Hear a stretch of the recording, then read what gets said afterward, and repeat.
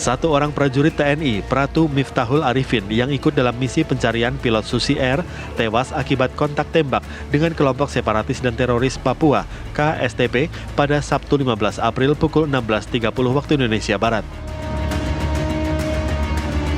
Penyerangan KSTP terhadap 4 pos TNI terjadi di distrik Mugimam, Kabupaten Duga, Papua. Sampaikan bahwasanya kemarin hari Sabtu, sekira pukul 16.30 waktu Indonesia Timur, itu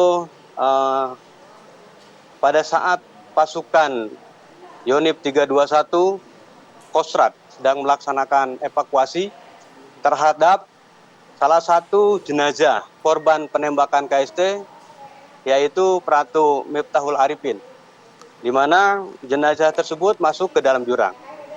Kemudian pada saat proses evakuasi, jenazah yang tertembak dan jatuh ke jurang, kelompok gerombolan separatis teroris melakukan penyerangan terhadap pasukan yang sedang melaksanakan proses evakuasi.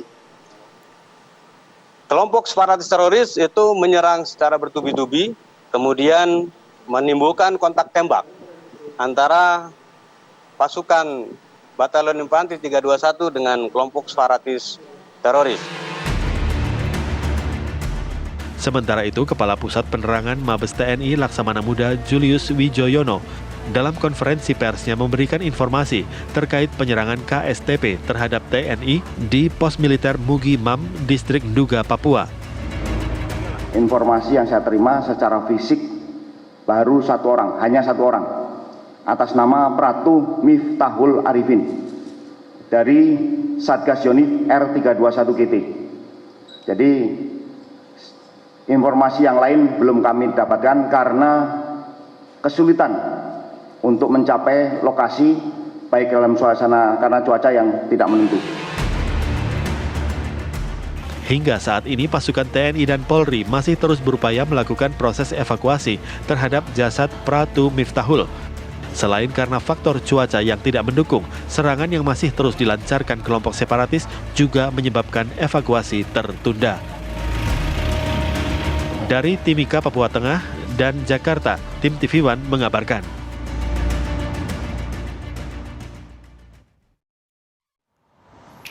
Oke, kita akan membahas mengenai hal ini dengan dua narasumber yang sudah bergabung bersama kami. Sudah ada Laksamana Muda TNI Purnawirawan Iskandar Sitompul. Beliau adalah Kapuspen TNI periode 2010 sampai dengan 2014. Assalamualaikum, selamat pagi Pak Iskandar. Assalamualaikum. Sehat Pak? Sehat, semangat walaupun bulan puasa. Baik, selanjutnya juga sudah ada yang bergabung bersama kami, Ibu Koni Bakri, pengamat militer. Selamat pagi Ibu Koni. Assalamualaikum. Waalaikumsalam dan selamat pagi Pak Iskandar, apa kabar? Pak Kak, sehat Ibu. Sebelum kita ngobrol lebih banyak ya dengan dua narasumber, kami akan ajak Anda terlebih dahulu untuk menyimak laporan rekan kami dari Timika Papua. Sudah ada Desius yang akan memberikan informasi terbaru mengenai kontak tembak antara TNI dan juga kelompok separatis terorisme ini. Desius, apa informasi terbaru yang bisa Anda sampaikan dan apakah Anda sudah mendapatkan informasi mengenai kronologi utuh peristiwa ini? Ya, Bayu dan pemirsa TV One, pertama-tama kami turut berbelasungkawa atas gugurnya Pratu Miftahul Arifin dalam upaya menyelamatkan pilot Susi Air. Hari ini direncanakan evakuasi dari kemarin, cuma karena faktor cuaca sehingga ditunda. Semoga saja hari ini proses evakuasi bisa berjalan. Terkait korban luka dan korban meninggal, jujur sangat susah untuk kita dapat informasi. Aparat keamanan di sini ini Pak TNI khususnya sangat tertutup. Kita tidak tahu kenapa, terpaksa kita harus mencari data sendiri. Tadi pun akhirnya kita harus berbeda data dengan pihak keamanan dalam ini TNI. Tapi ya, setahu kami bahwa data yang kami punya memang sangat berbeda dengan yang dimiliki oleh aparat TNI yang bertugas di Papua khususnya terkait korban tewas di pihak TNI.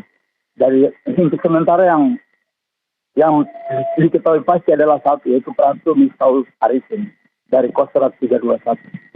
Begitu Bayu. Ya, Desius, saat ini kondisi di sana sendiri seperti apa? Kalau kondisi di sana memang kami cuma bisa lewat telepon kerabat keluarga di sana kita teman. Memang di sana lagi cuaca memang lagi tidak memungkinkan, lagi ada kabut, agak hujan kabut begitu. Kemudian signal juga di sana agak sedikit putus-putus, dari kadang sambung berulang kali baru bisa masuk di sana. Jadi itulah faktor-faktor penyebab di sana sehingga agak sedikit terkendala untuk kita mendapat informasi seutuhnya dari TKP Samarati. Baik, terima kasih banyak Desius sudah melaporkan langsung dari Timika, Papua. Selamat bertugas kembali dan saya mau langsung ke Pak Iskandar. Pak Iskandar, ini juga menjadi duka kita bersama. Prajurit TNI gugur di medan perang begitu ya Pak ya? Yep. Atas upaya penyelamatan dari pilot Susi Air. Sejauh ini kemarin saya sempat melihat di beberapa media yang justru menginformasikan ada 6 TNI gugur, 9 lainnya disandera, 29 personel hilang. Sebenarnya informasinya seperti apa sih Pak yang benar Pak? Oke. Pertama sekali sebelum saya menjawab itu semuanya, turut berduka cita yang dalam kepada keluarga besar TNI. Kejadian ini berulang kali terus. Semoga keluarga semuanya tabah. Amin ya robbal alamin. Baik. Jadi masalah tadi itu ya memang ini kalau sumber itu adalah dari Mabes TNI. Betul. Ya, Kapuspen TNI itu dari Laksamana Julius ya, saya kenal baik sama beliau itu. Nah, tapi memang kenapa sampai sekarang kok ragu-ragu gitu loh ya. Nah, ini masalah informasi itu sekarang ini kan harus cepat. Jangan sampai nanti orang menduga-duga, ini koreksi juga ya. Saya soalnya pernah mengalami itu semuanya. Kalau perlu 24 jam nggak tidur agar semuanya bisa menyampaikan itu. Namun dalam hal ini yang paling penting begini Mbak, poinnya Mbak. Kenapa kita lihat kejadian terus ya? Betul. Kejadian terus. Zaman saya juga dulu kejadian terus. Ini di sini menurut kami ya, menurut saya itu ada masalah regulasi yang membuat ambigu TNI itu. Contohnya, ini sekarang dibilang KKB, KST. Ya itu kan hanya kelompok-kelompok. Kalau dia kelompok-kelompok itu dengan penegakan hukum, law enforcement ya, polisi. Tapi kalau sudah seperti ini, kalau kita lihat di gambar, di video semuanya, mereka itu kan sudah bukan kelompok-kelompok yang biasa-biasa, dia sudah bersenjata lengkap, senjata serbu semuanya. Tentunya di sini bisa diberlakukan harusnya TNI itu bergerak sesuai dengan Undang-Undang 34 pasal 7. Nah di situ mengatasi terorisme, separatis bersenjata dan lain sebagainya. Nah, ini yang tidak pernah dilakukan. Memang kita tahu di sini ada resolusi PBB itu 2504. Nah, ini memang di sini yang agak ragu-ragu saya lihat. Namun di sini sebenarnya kalau menurut saya sudah pengalaman lah 4 tahun jadi di Mabes TNI, Kapuspen TNI itu, ini perlu sepertinya eksekutif dengan legislatif di DPR itu diberikanlah mandat kepada TNI ini, walaupun undang-undangnya udah ada nih, tapi jarang diberlakukan karena di situ ada dikunci dengan harus keputusan politik. Nah ini sekarang keputusan politik yang mana? Kan kita kasihan nih kalau kita punya prajurit TNI, Polri dan juga masyarakat umum loh. Okay. Bahkan saya monitor, saya baca di artikel atau saya buat jurnal itu tahun 2021 ini itu 32 TNI Polri dengan sipil meninggal. Nah itu kalau misalnya satu tahun itu kan bisa 300 orang. Oke. Apa kita mau begini terus? Oke, itu ya pada regulasi gitu ya Pak Iskandar ya? Ada. Pada regulasi sehingga akan berpengaruh pada tindakan aparat di lapangan. Iya, bisa ambigu dia jadinya. Oke, tapi saya tarik dulu ke belakang. Kalau misalnya Pak Iskandar tadi bilang memang informasi terpercaya adalah Mabes TNI begitu ya? Yes. Sampai sejauh ini yang diinformasikan adalah 1 prajurit yang gugur. Ya. Tapi kan kita juga sama-sama ada video yang beredar. Ya. Yang menyatakan bahwa ada 6 prajurit yang gugur, 9 Ya. disandera gitu. Ya. Dengan logo belakang kita tahu ya, Ya. OPM gitu. Nah, 2 informasi ini kan juga akhirnya diterima oleh masyarakat. Mana Ya. yang harus, bagaimana kita mengkritisi informasi-informasi itu? Ya, ini yang saya sampaikan sini, saya menekankan banget ya. Ini maaf, ini koreksi ya. Mudah-mudahan adik saya Julius ya bekerja keras lah ya. Karena TNI itu adalah ikon ya, eye catching banget ya, dan public figure. Jadi harus benar-benar informasi itu tidak boleh terlambat. Ya, bahkan itu hitungan menit. Harus cepat. Harus cepat. Kenapa? Ini nanti jadi melebar kemana-mana, jadi kayak kita lihat itu kan. Ya saya juga dapat itu. Ada yang bilang 6 meninggal, ada yang bilang 9 ditawan, disandera. ada yang bilang 20 kocar kacir. Ini kan jadi marwah dari TNI ini kan jadi nggak bagus nih menurut saya ya. Jadi alangkah indahnya tolonglah itu Kodam yang di sana, intelijen yang di sana dengan Mabes TNI itu buatlah komunikasi yang baik. Itu Masih aja. ada informasi yang terputus sepertinya kalau misalnya saya... Ada yang terputus. Tadi memang kita bilang ya bukan kita membela, ada cuaca dan lain sebagainya. Tapi tentunya TNI itu kan berkomunikasi ya, kalau cuacanya jelek ya. Kalau komunikasi nggak bisa, TNI itu punya kok komunikasi yang bagus-bagus. Oke. Ini menurut saya ya, Ya. pasti ada. Oke, Bu Koni, saya langsung ke Bu Koni. Bu Koni, kalau melihat bagaimana dengan peristiwa ini, sepakat nggak kalau kata Pak Iskandar tadi ada informasi yang terputus sehingga akhirnya masyarakat menyerap dua informasi yang berbeda mengenai korban jiwa? Kalau saya begini ya, kita tuh mesti sudah pertama saya sangat setuju dengan Pak Iskandar, ini ada kebingungan di dalam TNI sendiri dengan aturan politik atau keputusan politik. Tapi saya mau bicara dulu soal data yang bocor. Apapun yang terjadi, saya melihat ini ada kesengajaan.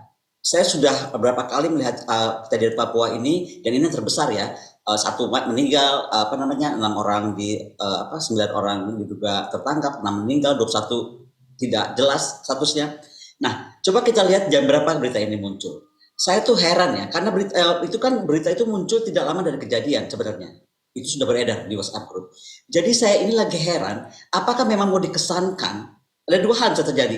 Apakah memang bocor atau memang mau dikesankan TNI itu tidak mampu? Nah, kalau TNI tidak mampu itu siapa yang ingin mengesankan TNI tidak mampu? Itu satu. Kedua, kalau memang sengaja ini terjadi pembocoran rahasia negara kalau menurut saya. Karena itu sangat jelas kok dari jam, dari berapa orang, dari kenapa kelemahannya. Contoh yang disampaikan Pak Iskandar tadi. TNI itu adalah manusia yang disempurnakan gitu loh. Dan ini tuh sudah sangat memukul kita karena begini ya. Kita tuh selalu dicekokin. Kopassus kita itu terhebat di dunia lah, salah satu terhebat di dunia. Satu Kopassus itu bisa bunuh 20 orang. Jadi saya hitungnya sederhana aja.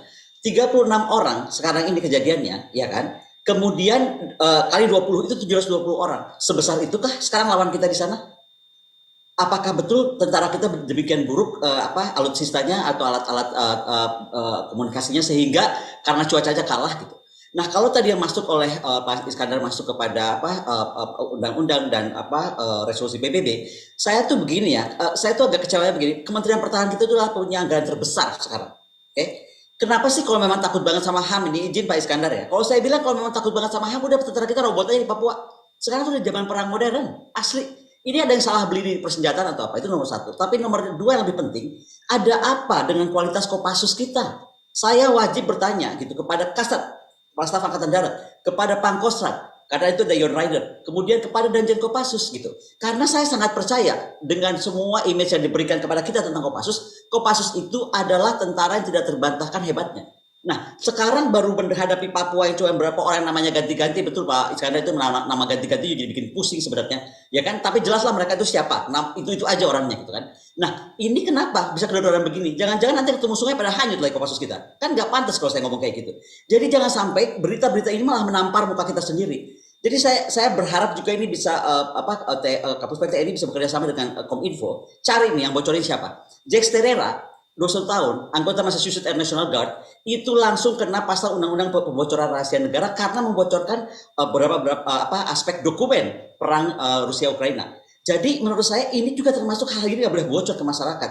Nggak usah dipertanyakan mana yang betul, mana yang salah. Saya pikir Pak Julius itu menyatakan apa yang dia terima data terakhir Kapus ya kan? Tapi sebenarnya data ini tuh semua banyak yang simpang siur. Dan yang aneh, data simpang siur ini sengaja dibocorkan pada beberapa jam. Mungkin ini bukan masalah kecepatan, masalah kesengajaan Pak Iskandar. Saya melihatnya agak beda nih. Karena ada kayak mau mengisyaratkan TNI itu tidak mampu gitu. Padahal ya kalau kita mau tarik lurus, sebenarnya nggak mampu itu siapa gitu loh. Dan hati-hati dengan intel luar ya. Kalau saya melihat nih, tadi Bapak menyorot Pak Iskandar dengan sangat baik menyoroti tentang intel kita di Papua. Saya tuh pengen kita ya, adhan kita di Papua, adhan kita di PNG, di Papua di PNG, adhan kita di PNG dan adhan kita di Australia itu harus kerja keras. Karena kita tahu kok ini tuh ada sebuah gerakan internasional kok. Kita kan semua tahu, jangan pura-pura nggak tahu gitu. Jadi makanya nggak boleh main-main juga kita menyikapinya. Contoh kasus Hong Kong, ya kan? Memangnya si